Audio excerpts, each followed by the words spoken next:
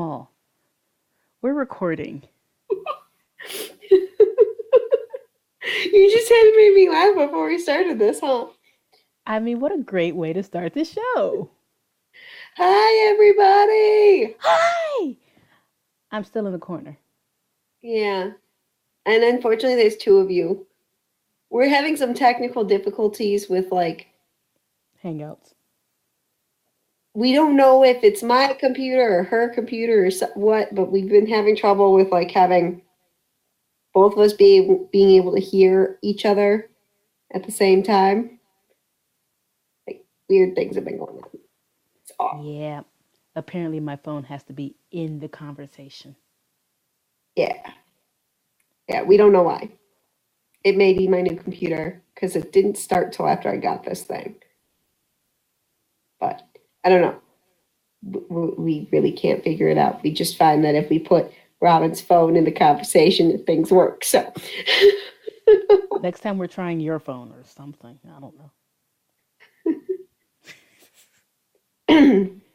so today we are talking about The Rose and the Dagger.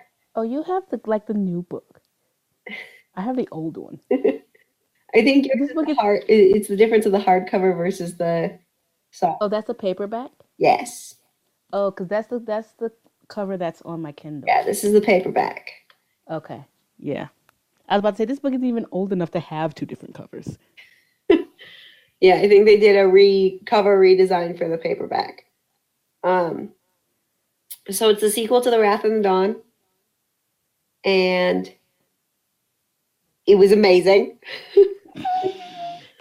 like, first of all, I think there were more stories in this one than in the first one. That was bad, but I think let me see. There's that. Yeah, I think there is more. Um, so the first book was a Scheherazade retelling, and technically this was all part of the same storyline. This was just a continuation.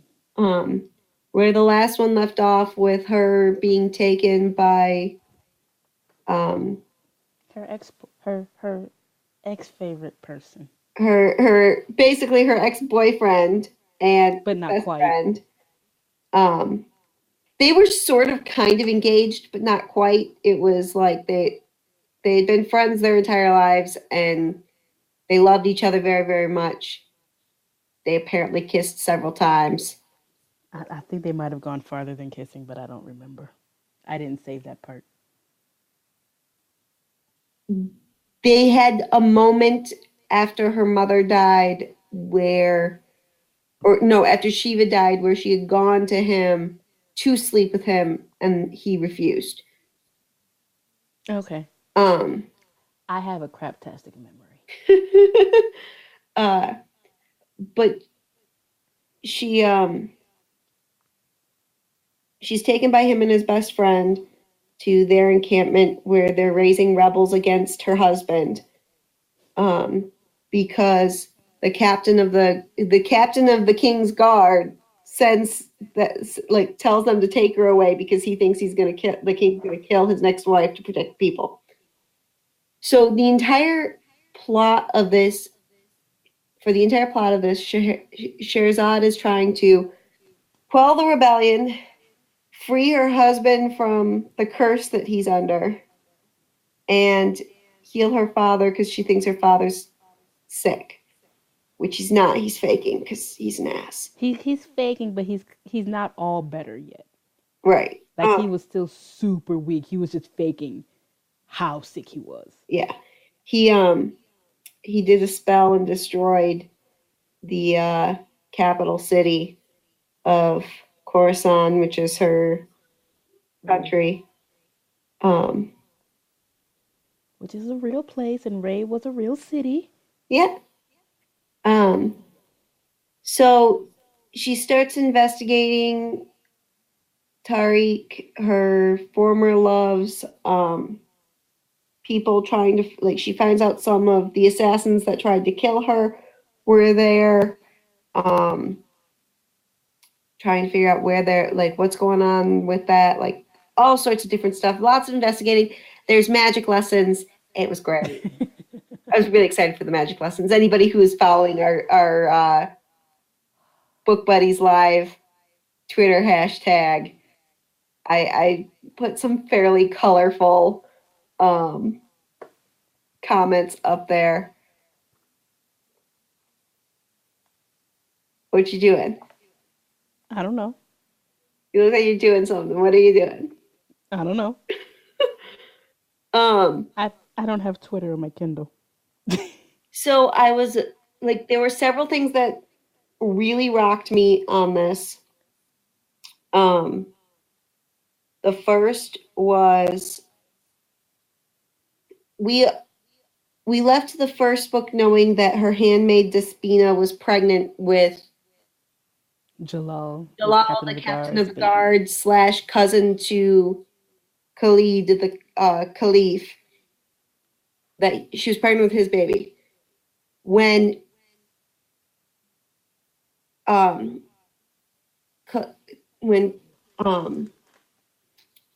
was his name? The Rajput. Vikram. What? Vikram. Yeah.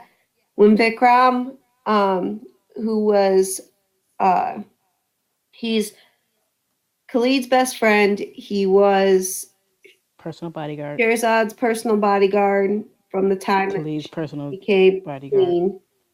queen. He asked if he could leave and marry Despina, the handmaid.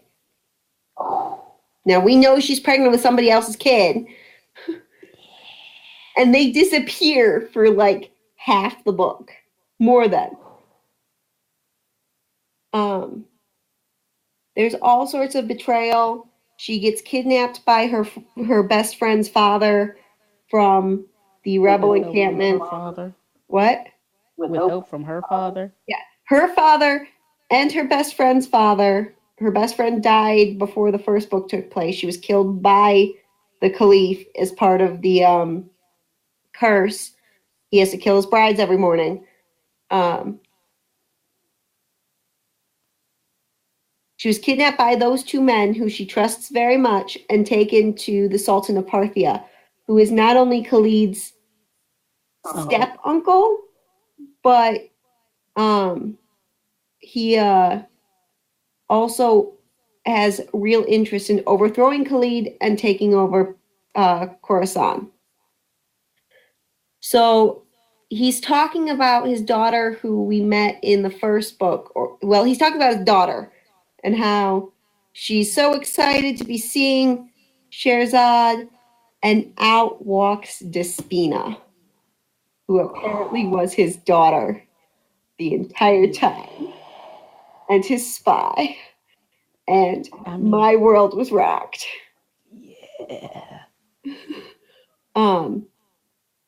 And turns out Despina's a brilliant mastermind and returned back to her father to try and undermine him and help Sherazad escape because she's amazing. With the help of Rajput, who they're not married. They pretended to be, but are not. It was an insane twist. I did not see it coming. I don't think anyone could have. I was so upset. Oh my God. Like, I love Despina so much. So when I wanted her and Jalal together. And so, because their stories, he's the typical rake. He sleeps with everybody, and then he falls in love with her, and they make a baby. And she doesn't tell him about the baby because she doesn't want him to feel beholden to her. And then she runs away with somebody else, and it was just ridiculous. I wanted to rip Despina in two. But with Despina, and actually, I was really also impressed with the turn that Yasmin did, where she helped Despina and Sherazad stop her father too. Yasmin is his other daughter who was in love with Khalid from the time they were children. She wanted to be his queen, and her father claims that he was trying to overthrow Khalid for her children, blah, blah, blah, to make them more powerful. blah, blah, blah. I love the way, I don't love the way, I just find it interesting that Khalid had someone who loved him since childhood, and Sherzad had someone who loved him since childhood, and they both said no. Um, Also interesting story. In the epilogue, those two are spending quite a bit of time together. It's kind of pushed on them. I need to find my favorite quote in this. I was pissed that Raheem died. So pissed. So pissed. So Raheem is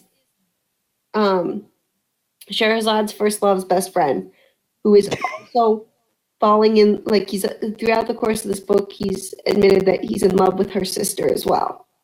And her sister loves him, and they're gonna get married, and then he dies saving Khalid's life.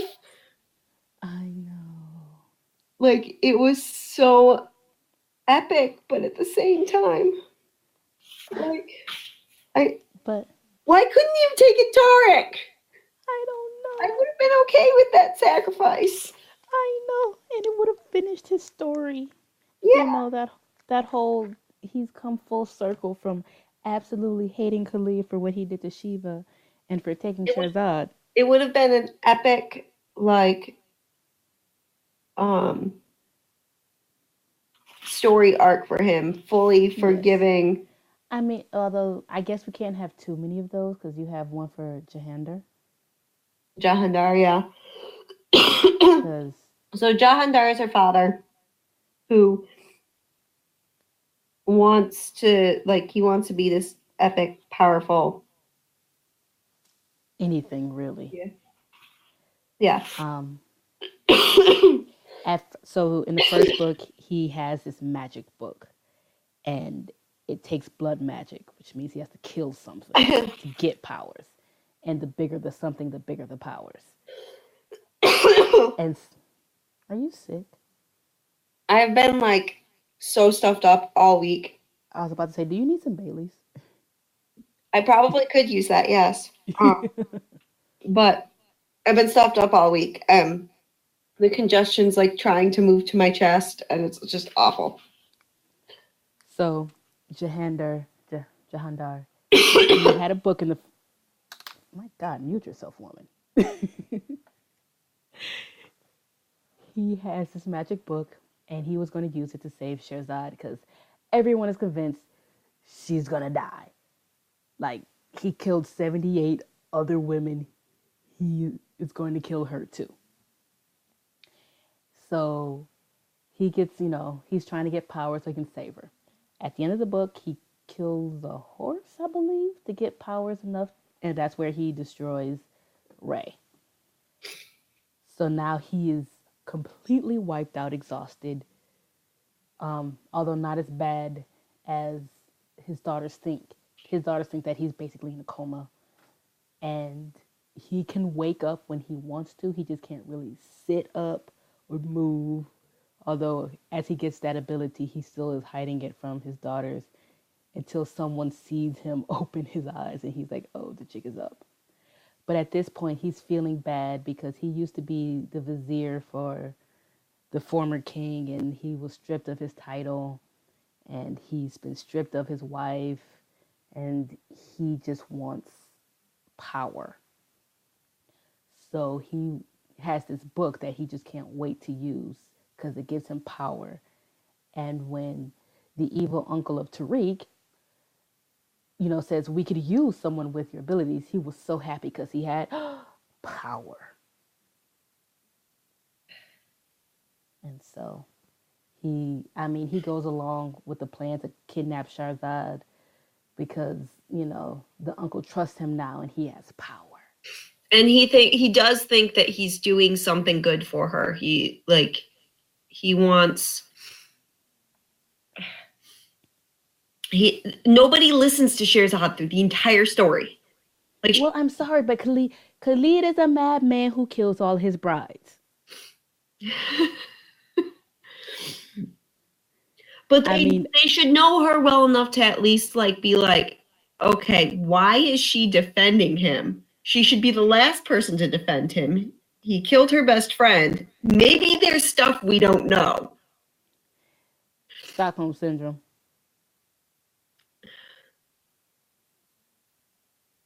So this was my favorite line in the entire book. Sherzad watched with bitter satisfaction while Salim Ali al-Sharif was undone by his daughters, first one, then the other, as his plans were utterly routed. Though it did little to fill the hollow left in her chest after Rahim's death, Sherzad did feel a shadowed sort of satisfaction to see Salim fall at the hands of women, especially at the hands of those he had been so willing to cast aside or use as pawns. It was time for Salim to learn that his daughters were much more than objects to be used and discarded at his whim. But the true difficulty had come when Salim had been faced with Yasmin. It was easy for him to disregard Despina. He had done so for most of her life, but Yasmin was the daughter Salim had loved, the daughter he had prized. She'd been his future.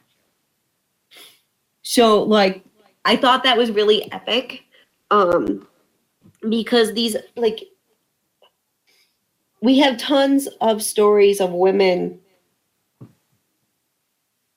being strong women. But these girls are not necessarily strong in fight, and they, like, I mean, Shahrazad's a really, really good archer, but in many ways they're exactly what you'd expect of princesses. I mean, especially Yasmin, you wouldn't really call her, she's Yeah. not typically strong.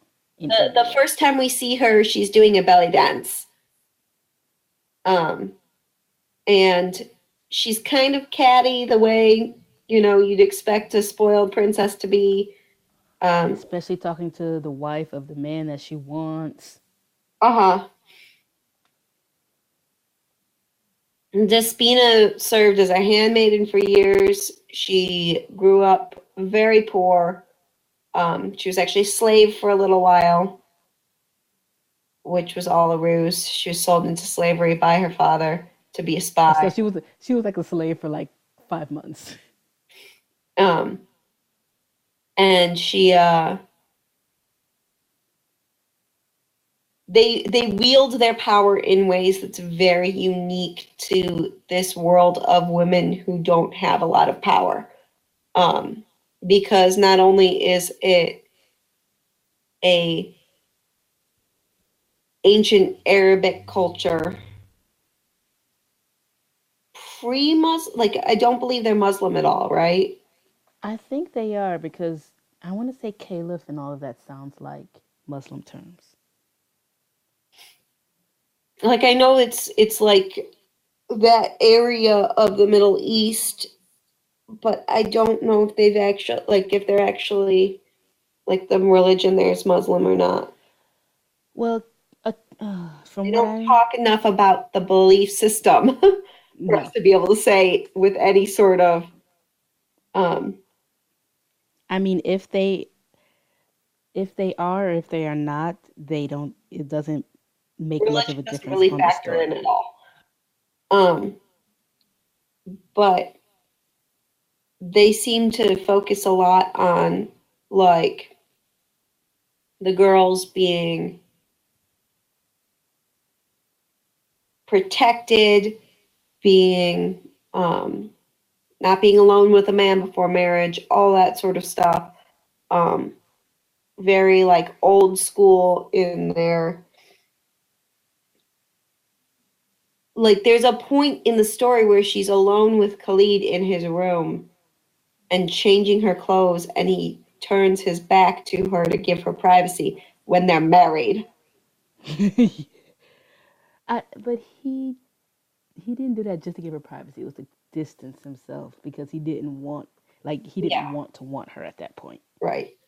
It was very complicated, but they seem to have some very, like, old school rules on modesty, all sorts of that stuff. And so the girls are powerful in their own way, a lot of times using the men in their lives to get what they need or want. In Sherazad's case, by just telling them what to do, she's very bossy. And she's a very, very strong character in that way. Like, she knows what she wants. She knows what she's going to do. With the exception of when her opinion of Khalid started changing from he's a madman and a monster to how can this be the same guy that killed my best friend? And then understanding that about the curse and that he's just been trying to protect the people of the city for this entire time. She's very sure in her conviction. She's very sure of herself. Sometimes it gets her in a lot of trouble. A lot of trouble. Most of the time that she's in trouble, it's because she was so sure of herself. Yeah, that happens to a lot of characters who are sure of themselves. Yeah. I think it's author's way of telling us we should always doubt ourselves. Everyone just be insecure. But yeah, so I loved this story. I thought it was an excellent ender to the first story. I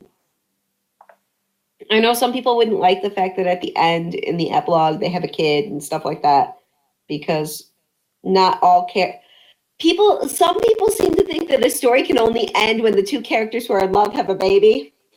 Oh, well. And then there are the other people who are all like, not everybody needs to have a kid. Sometimes that's not the plan. Some people don't want kids. But when you're talking about a king and a queen, they probably have to have one. Line of succession sort of thing. Though I suppose he could have people to inherit if they died otherwise.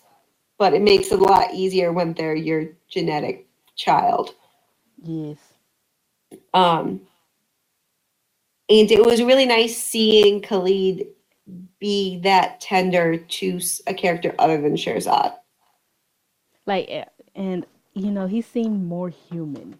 Yeah, he had a full those 5 emotional years range. He's had with his wife and kid have really helped him heal from everything that they'd gone through before. It's amazing what a kid does.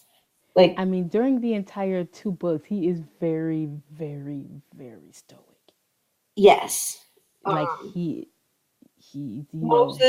of the emotions he shows are anger. He shows a little bit to Yrsa when they're alone after Sherazad almost dies. Because Tariq tried to hit Khalid with an arrow and Sherazad got in the way because she said Sherazad and she wasn't going to let him die.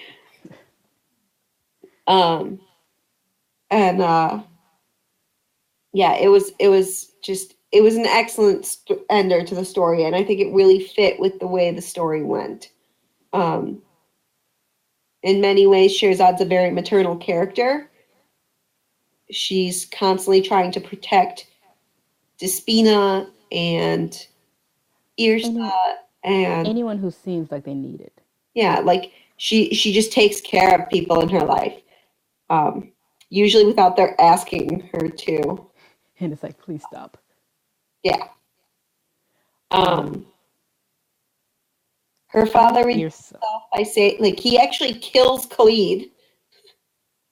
He succeeds in shoving a knife in his heart. And then when he realizes that his daughter's in love, because it takes him killing her husband to realize it, he does a spell that allows him to transfer his life to Khalid so that Khalid can live. Because he said... You find it. Do you have it? His daughter's screams became sobs. No one else around them moved. The princess of Parthia's hands were clasped over her mouth, her blue eyes wavering with unshed tears. Her younger sister buried her face in her shoulders to stifle her cries. Yet no one looked Jahandar's way. No one even uttered a word in his direction. Not his daughter, not even the Charbon. Not a single word of hate or fury or retribution. All of them were lost in the sight before them. And Jahandar did not feel different, did not feel any better for having done what he had done. Instead, Jahandar slowly became undone at the sight of his proud daughter breaking before him. She had never broken before, not when her mother died, not when she had to take control of their home when Jahandar had been lost to grief, not even when Shiva had been taken to the palace. Not once had Shirzad faltered, but now she was breaking. Jahandar saw it, saw her shimmering eyes, heard her mournful sobs, each louder than the next. His heart missed a beat and crashed through his chest on a rampage. Jahandar could not stand the sight of his daughter breaking free. He never meant to hurt her. Not Shirzad, never her. The Caliph's blood flowed toward him, toward Jahandar's hands, curled on the ground. And Jahandar knew what he must do. He'd memorized every spell in his precious book. Every line of text he had translated was seared into his mind. And this spell would be his last, his finest. The blood that touched his fingertips was still warm. And in that moment, Jahandar recalled the day in the palace when he had given Shirzad the last rose from his garden, a budding flower of cream and blushing mauve. He had wanted to give her a lasting remembrance of home. He had killed the rose to give her one last moment of beauty. With the Caliph's blood on his hands, Jahandar began to mutter the spell. He let his wrist turn in the slowest of twists, his vision starting to blur. From the tips of his fingers bloomed an unsteady light. A cold wave tugged at his center, only to roll down his spine. His sight lightened and then darkened, as though a drop of ink had splashed through his eyes, only to fade to nothingness. Pain began to collect in his heart, began to blossom into an open wound. But it did not hurt, not truly, not in the slightest. Jahandar began to smile. For here was the true power, the power Jahandar had always wanted. The power Jahandar had wanted all along, the power to speak without words, the power to love. So, epic sacrifice, followed by an epic death in the form of Tariq's uncle being killed by the Fedai assassins that he hired because Tariq paid them off because they tried to have Shirzad killed. I'm like, dude, you can't hire mercenaries and think they're going to be loyal. Yeah, the They're mercenaries. person with more money always wins. Because the assassins come back to him and basically tell, like the messenger tells him, we have a message from the son of Nasir al Ziyad, that would be Tariq, her first love. He says the next time you send a mercenary to kill someone he loves, make sure she does not live to tell the tale.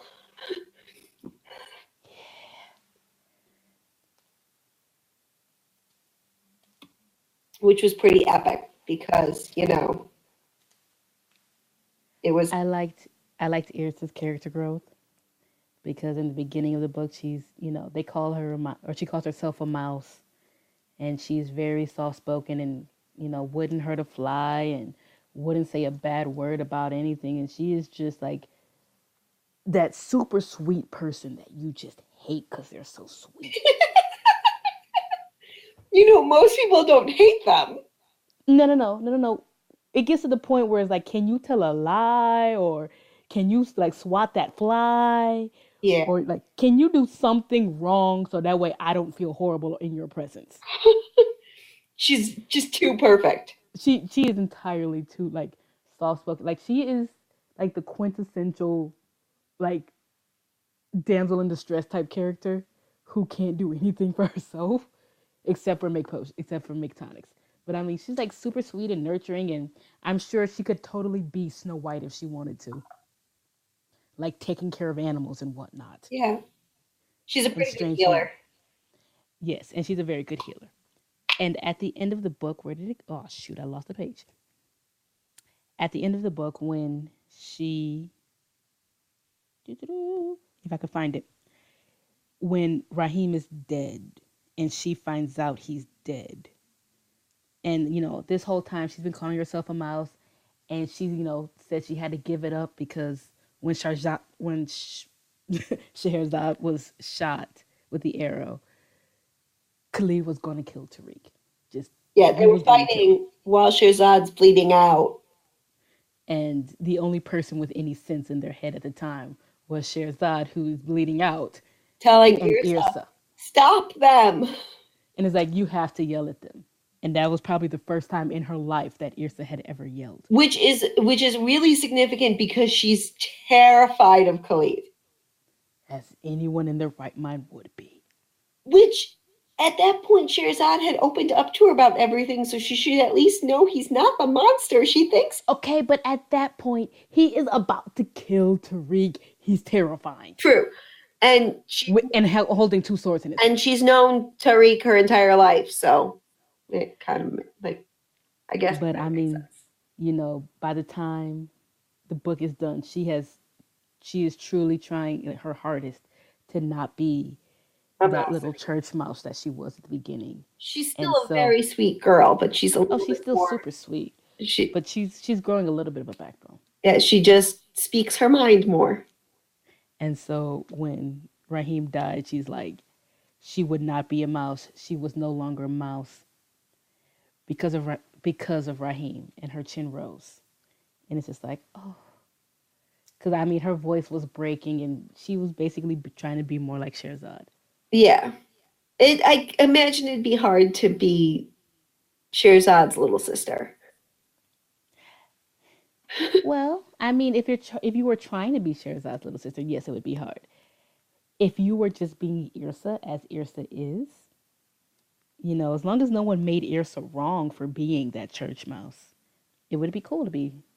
Because Scheherazade will fight all your battles for you. I just feel like you're always in her shadow.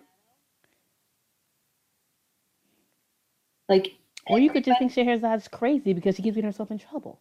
I mean, Scheherazade would hurt her. It's like she's one of those people. If you dare her to do something. Sorry, my watch was talking. It's like if you dared her to do something, she would do it, no matter whether or not she really could do it. And so didn't she break an arm trying to climb a tree or a wall or something like that? Yeah, I actually think she broke Tariq's arm. I believe she fell on him. Okay. I don't remember. But I think she did. She'd be great to have around in the case of like a bully or something. Yes. Because she wouldn't stand for her sister being bullied.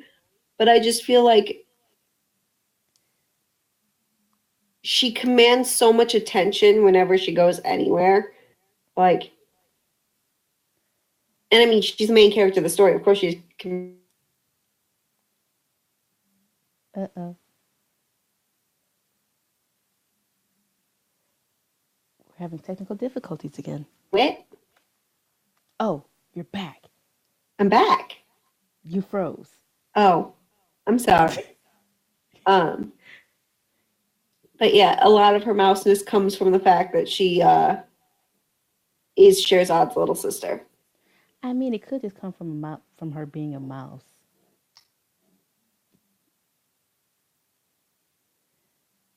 I mean, I'm not all up on sibling dynamics or anything, but she could just be a mouse.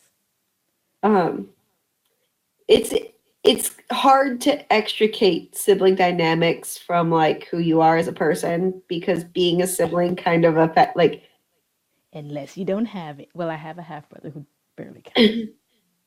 Yeah, but what I mean is when you have siblings who aren't like 11 years older than you, it's such a fundamental part of who you are as a person. Yeah. That like I'm always going to be like a semi-middle child. Semi-middle. I say semi-middle because I have one older sister and two younger sisters. So technically that's still the middle. So there's two of us in the middle. And being a middle child sucks. Sorry. You're not the firstborn and you're not the baby. You're not that. I am the first. Well, okay, I can't say this. I am the firstborn and the baby. Because you're basically an only child. Because your brother was 11 when you were born and he lived with somebody else. Well, yes, and I'm my mother's firstborn child and her baby. Yes. Although that does put a lot of responsibility on you. Yes, I'm not going to deny that. Connor's got a hell of a time coming up. As my mother puts it, I am her only chance to be a mother. Yeah. And I'm And like, I unfortunately, try, when she gets old, you're the one who has to take care of her. and I'm like, look, I told you to have another kid. It is not my fault you didn't listen. And we are now officially off track. Well, yeah. I'm surprised it took us this long. What's that? I am surprised it took us this long. Yeah, this is the most we've ever talked about one single book without Or skipping. topic, period. Because we didn't bring up any other characters and other things that remind us of the characters in this. Or topic, period. True. I mean, come on. We are the people who somehow talked about incest and duels to the death in the same conversation in like 5 minutes. I don't remember how they connected, but we did it. It was probably a Game of Thrones thing. I was thinking the same thing. Or maybe it had something to do with whatchamacallit? The Thing by by Jacqueline Carey. Is there incest in that? I feel like there has to be somewhere. She did sleep with twins. Okay, yeah, that's incest. Speaking of, Jacqueline Carey's coming out with a book from Jocelyn's point of view. I'm wondering what point in the story it's exactly going to span. It's probably going to start with. It has to start while he's still at the monastery. I hope Or so. whatever they called it. I kind of hope it spans their entire relationship and shows like his evolution from hating her to loving her to being like. It would be really awesome. I don't know how like you say, we don't know how much time this book is going to cover. And my God, we are so off topic. But if it covers that time that he is apart from her in La Serenissima, and if it doesn't, we need to convince her to write a second one that does cover that time in La Serenissima. I kind of hope it's an entire trilogy, all from his point of view. That would make me happiest. And they all have to have the title Cassiel's. Yes. So it's one of our favorite series. We're probably going to read it as part of our book buddies stuff because amazing. Watch me read 900 pages in 3 days. While working. You can do it. While working.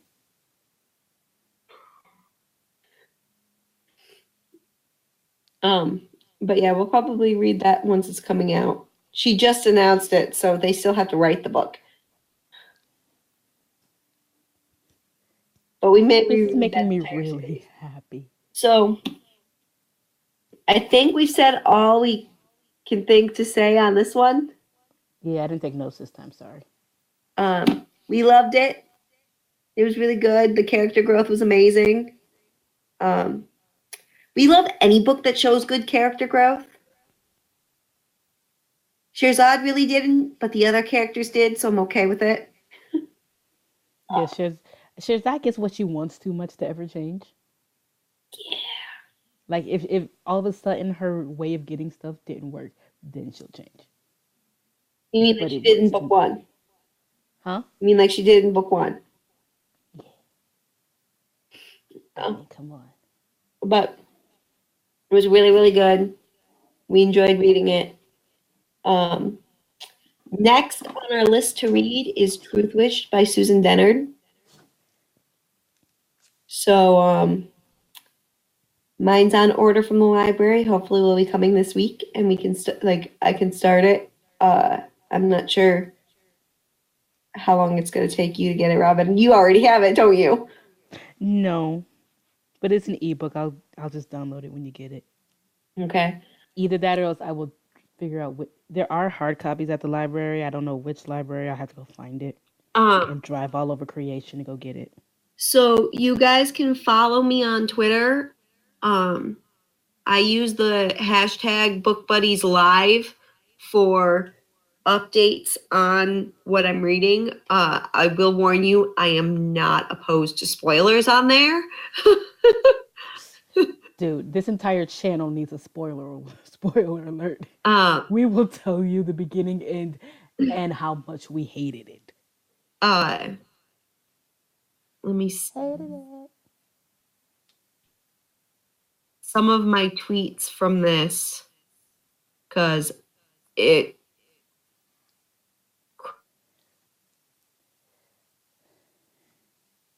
I blew through like 150 pages of this book yesterday, and then I like dang near exploded because we couldn't talk about it. Yeah, that's the one thing that sucks is that we can't talk about stuff. So let me see, which corner is it in? Probably that corner. This is my best friend. I had a hard time telling her I was surprising her for her birthday. That was a very difficult 3 weeks, okay? This is So here's what some of my tweets while reading this was. Anyone else get the feeling that Reza bin Latif isn't going to give up this fight, even if Tariq decides to change his mind? Because he's too far gone in his hate. Possibly the reason for the assassination attempt of Shazi in book 1. Oh, also she's psychic and she just knows, like she will pick up every context clue ever given. On April 5th, I tweeted magic lessons for Sherzad. Yes, now we're talking. Meowgical. Because it was a cat. Like they had a cat gif with a unicorn horn and rainbow tail, and it was amazing, so I had to use it.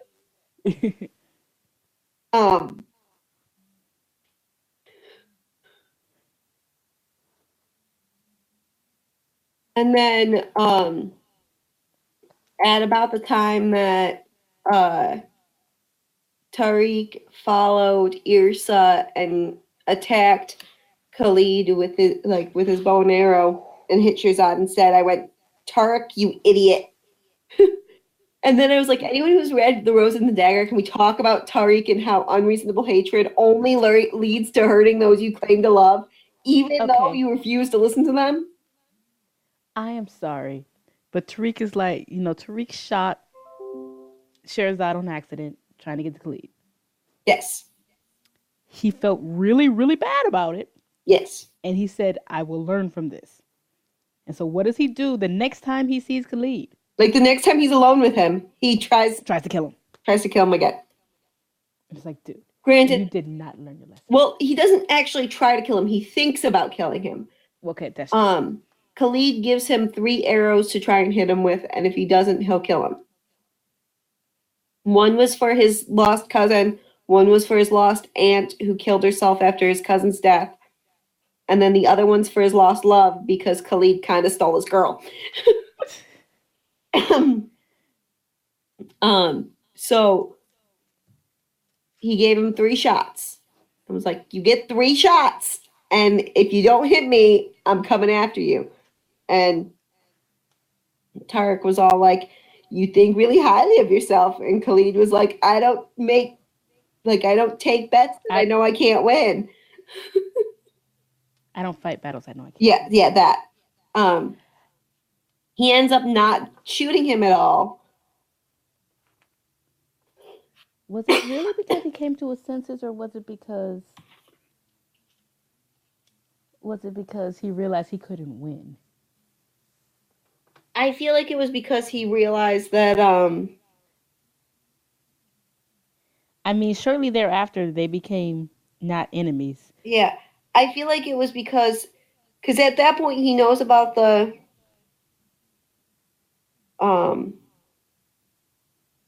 curse. He just says that it's not enough to forgive him for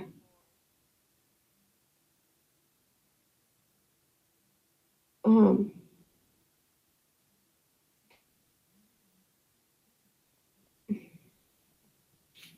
Hey. Your promises are empty words. My promises are not empty words. The caliph stopped a body's length away from him, though a promise means little without a measure of trust.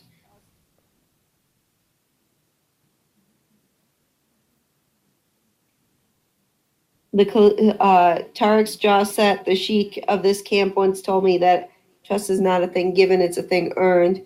You have not yet earned mine. The caliph's mouth curved into a reticent smile. I think I'd like to meet this sheik. Spell of awkwardness passed before Tarek responded, his words equally reticent. Although I'm loath to admit it, I suspect he'd like you. Why do you say that? He likes a good love story. Tarek sighed resignedly. Hold on a second. I'm about to die. Please don't. I might be sad. Did you laugh? A little bit.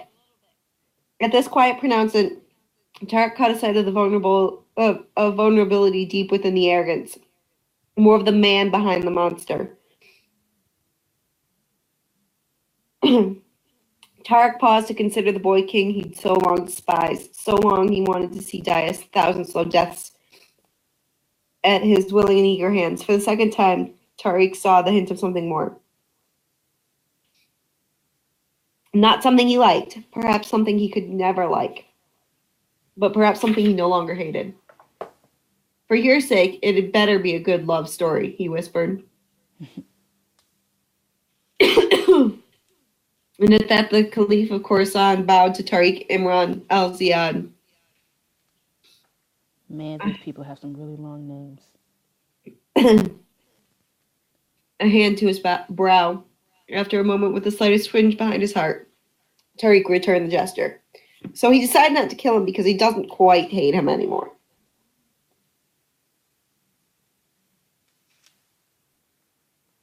And, well, dang, child. Yeah, I know. Your lungs are going to come up out your mouth. I know, right? So on the 18th, I tweeted, I knew Reza was planning shit. And then also on the 18th, I was like, fucking Despina, she was a spy for Parthia. What the fuck? And then on the 19th, I go, I take it back. And my final tweet on the book was that ending, though. So, yeah, I've been trying to get Robyn on there to tweet out her thoughts occasionally. Okay. I'll try not to have a full blown conversation in only 160 characters. I think they've Watch. doubled it. I think you get like Oh, 240 or something now. that's not double. I don't know. It's something like that. I think it is 240. But yeah, like my Twitter handle's Writer Girl for Life, GURL, the number 4. And you can easily find me just by following searching the hashtag Book Buddies Live. I tweet other stuff for books as well. I follow a lot of authors. I get really, really excited when my worlds collide. I saw Will Wheaton respond to a tweet that Victoria Schwab tweeted out at one point, and like my brain exploded. I mean, but Wheaton is a super geek, though. And it was kind of innocuous. It was like she was saying she tweeted something about how you can be a really well-known author, you can have made it and still have stuff rejected. And it was like, raise your hand if you're a accomplished author who sold lots of books and still get stuff rejected by publishers. And he tweeted that he's not had any like brand new shows this season. Like he's like, I made it through another uh pilot season with no pickups or something like that. We need more Will Wheaton in our lives. Yes, we do. His cameos on Big Bang Theory are not enough. I am sad because every time he ends up on a show that I like, they kind of cancel the show. He's made it a really long time on Big Bang Theory. Well, he only cameos on Big Bang. Like he's not there a lot, is he? Um, at least a couple of times a season. Well, this has been years and years now, but I just remember Eureka.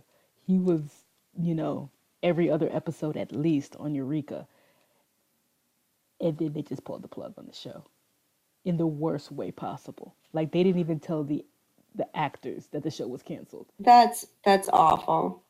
The actors found out when the public found out. That's just mean. Yeah, it is. He was not happy about that. Um, And Felicia Day was on it too. oh, sounds like It was like my yes. geek heart was so happy. I have a Twitter. Please don't ask me what it is right now. I don't remember.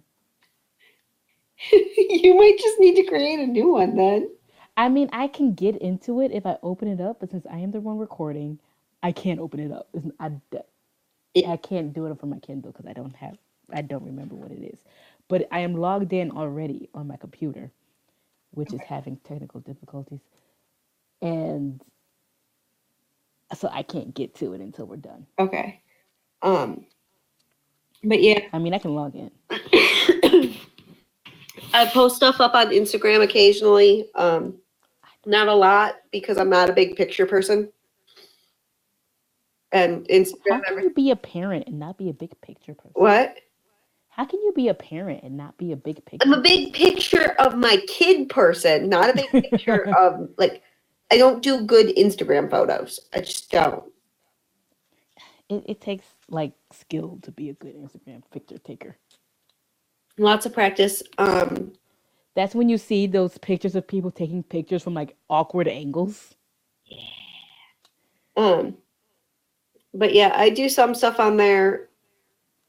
Not a lot, just because when I'm reading a book, it's hard to like stop and take a picture. And how many pictures of the cover of a book can I put up there for everything I want to say about it? They need more pictures inside books, just saying. That'd be cool. Yeah. We need to find one. But yeah, we'll be starting Truth Witch. Soon. Keep an eye out for us being active on that hashtag for that. I'll let everybody know on there when I get my copy and start it. I apologize for the caps locks that I will be using. This is a series Robyn's been really wanting to read for a little while now. Oh no, I just speak in caps locks. Well, that too. Because the novella that it has, Sight Witch, has a girl with pretty braids on it.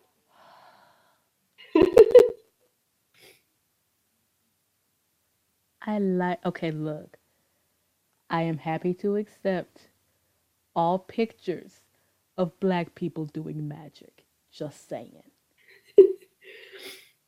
This is why you need to read Children of Blood and Bone. I will get there eventually. I am sorry. I can't listen to ebooks at work. Robyn loves fantasy. And unfortunately, a lot of fantasy seriously lacks a lot of diversity. And so she doesn't get to see a whole lot of people that look like her unless she looks really hard. I am tired of people saying that elves cannot be black. What's that? I am tired of people saying that elves cannot be black. And sometimes you have to be a little creative with what an author means when they say tan.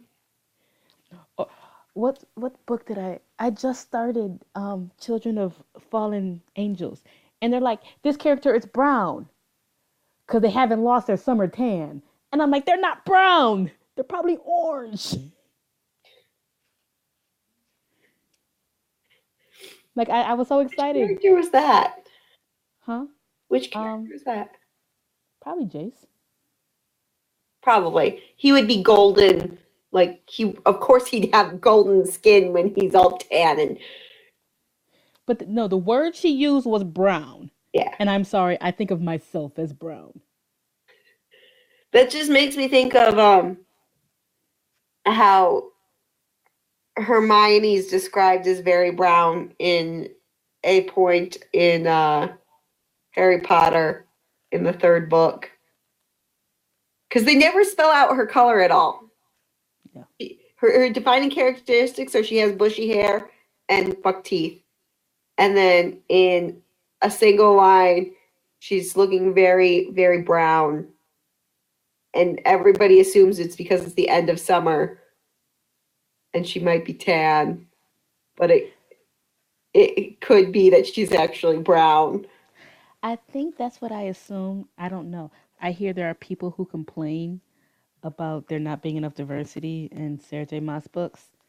And then there's people complaining about those complaints, saying that, oh my God, you need to stop turning all the people of color and white. And I swear there is some point in that book that makes it seem like the Illyrians are dark because they spend all their time outside. It's kind of implied in the fact that in the first book she's talking about how Isn't it like a tan line or something? Like not tan lines, no, but she's talking about how Riss looks really like pale, but you can tell it's because he hasn't been getting any sun. yeah. He likes to be in the sun. However, there's a lot of people that want him to be played by a Arabic actor. I mean, I'm okay with that. I'm okay with that too, especially if they're really handsome. Like, let's just go with it. So I think a lot of it, because I mean, don't get me wrong, people of color can get paler when they don't get sunlight too. Like, imagine like if you were out in the sun all the time, how much darker you'd be. Oh, I know how much darker I would be. I've been that dark. Exactly. So he could still be like a natural like olive color. But the thing is, especially because Farah is pale, most white people wouldn't call us pale when we are pale. True. Um, I mean, this is me pale. yeah. Very different from me pale. You mean your standard mode of operation? Hey, sometimes I actually am not glowing. And then shortly after that, you turn red. Believe it or not, I don't hate her. She's right. I am just very mean to the people I like. Our friendship may be semi-abusive. I have to go rethink things. Now it's been almost 10 years and now you have to rethink things? This is not a new situation, child. At least Alex knows that it's abusive. I love you, Robyn. I think you have Stockholm Syndrome. I might. Oh. We have fun making fun of each other. Mostly it's Robyn getting one over on me, though, because I was about to say, when do you make fun of me? Her brain works faster. She thinks of things quicker than I do. Which is sad because it's not all that fast.